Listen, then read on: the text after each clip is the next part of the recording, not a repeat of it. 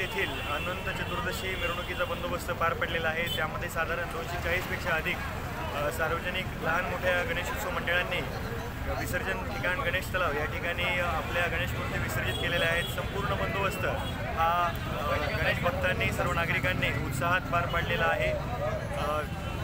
यामध्ये सांगली जिल्ह्याचे माननीय पोलीस अधीक्षक श्री मुगे सर, त्यासोबत अपर पोलीस अधीक्षक कल्पना बारोकर मॅडम यांच्यासोबतच 4 DYSP, जवळपास 16 पोलीस निरीक्षक दर्जाचे अधिकारी, 86 PSI आणि API दर्जाचे अधिकारी, 536 अंमलदार, 236 होमगार्ड्स, त्यासोबतच 9 स्ट्रायकिंग असा विस्तृत बंदोबस्त इलॅबोरेट ह्यामध्ये लावण्यात आलेला होता आणि कुठल्याही प्रकारची कुठलीही विपरीत घटना न घडता हा बंदोबस्त सर्वांनी पार पडलेला आहे। यामध्ये सांगली जिल्हा पोलीस प्रशासनाकडून आम्ही सर्वजण मिरज येथील सर्व शांतताप्रिय नागरिकांचे आभारी आहोत। धन्यवाद।